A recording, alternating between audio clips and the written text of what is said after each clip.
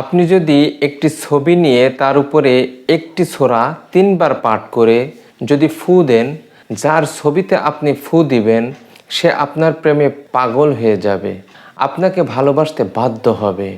এটি একটি কোরআনী আমল। আপনি যদি সহিশুদ্ধভাবে তেলাওয়াত করে যাকে আপনি কাছে পেতে চান, যাকে আপনার ভালোবাসার মানুষ বানাতে চান, যাকে আপনার অন্তরে স্থান দিতে চান, আপনি তার ছবিতে ফু দিবেন, ইনশাআল্লাহ তাআলা সে আপনার জন্য পাগল হয়ে যাবে। আপনার স্বামী যদি বাহিরে থাকে, আপনার সাথে যদি কথা না বলে, আপনার স্ত্রী যদি বাহিরে থাকে বা স্ত্রী বাবার বাড়িতে আছে, সে আপনার সাথে যোগাযোগ রাখে না, আপনি শুধুমাত্র তার ছবিটা নেবেন, সূরাটি তেলাওয়াত করবেন, ফু দিবেন, ইনশাআল্লাহ তাআলা আপনি ওই দিনেই ফলাফল পাবেন।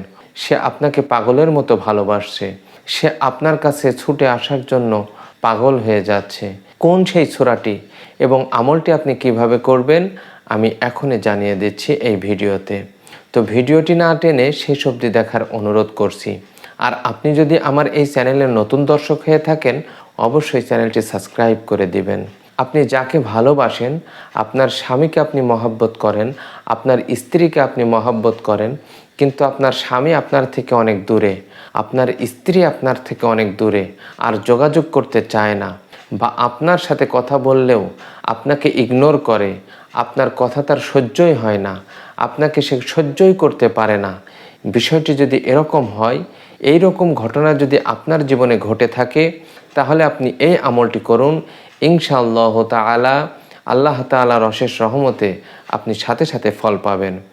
তো আপনি আমলটি কিভাবে করবেন? আমলটি হলো পুত ও পবিত্র হয়ে, অর্থাৎ সুন্দর রূপে অজু করে আপনি নিরিবিলি একটি স্থানে বসবেন। বসে আপনি যাকে ভালোবাসেন বা যাকে আপনি কাছে পেতে চান তার একটি ছবি ম্যানেজ করবেন। ছবিটা যদি আপনার মোবাইলে থাকে সেটাও হবে, আবার যদি আপনি কার্ডে নেন অর্থাৎ ফটোতে নেন সেটাও হবে। এই দুইটার একটাও যদি আপনার সম্ভব না হয়, এখন তার ছবি আপনার মোবাইলেও নেই, আপনার কাছে ফটোও নেই, তাহলে আপনি মনে মনে কল্পনা করবেন যে সে আমার সামনেই আছে। এইটা কল্পনা করে আপনি সূরাতুল ইখলাস 3 বার পাঠ করবেন। বিসমিল্লাহির রহমানির রহিম। কুল হুয়াল্লাহু আহাদ, আল্লাহুস সামাদ, লাম ইয়ালিদ ওয়া লাম ইউলাদ ওয়া লাম ইয়াকুল লাহু কুফুয়ান আহাদ। আপনি সূরাতুল ইখলাস 3 বার পাঠ করবেন বিসমিল্লাহ সহকারে। পাঠ করে 3 বার দরুদ শরীফ পাঠ করবেন।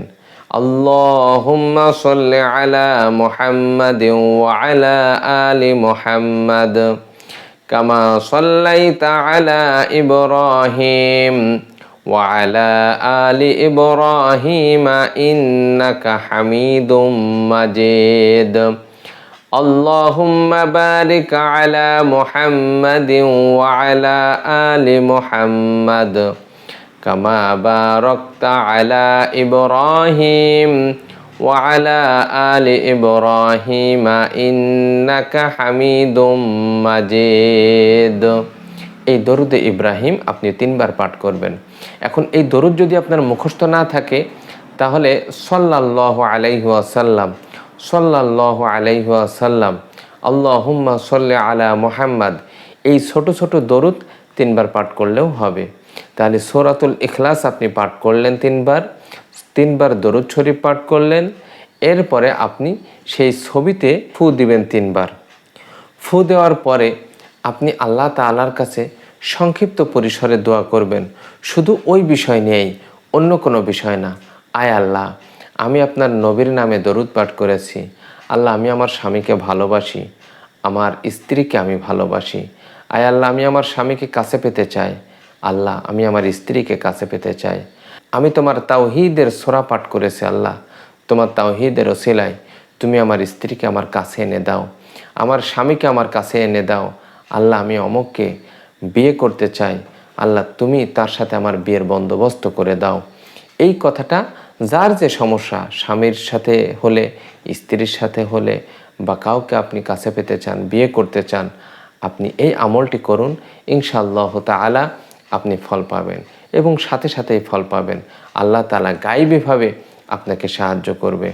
আপনি যদি এই আমলটি করতে চান, আপনি কার জন্য আমল করবেন সেই বিষয়টি কমেন্ট করে জানিয়ে দিন। আমিও আল্লাহ তাআলার কাছে আপনার জন্য স্পেশালি দোয়া করব, আল্লাহ যেন আপনার মনের নেক আশা পূরণ করে দেন। তো আজকের ভিডিওটি এই পর্যন্তই। ভালো থাকবেন, সুস্থ থাকবেন। আল্লাহ হাফেজ।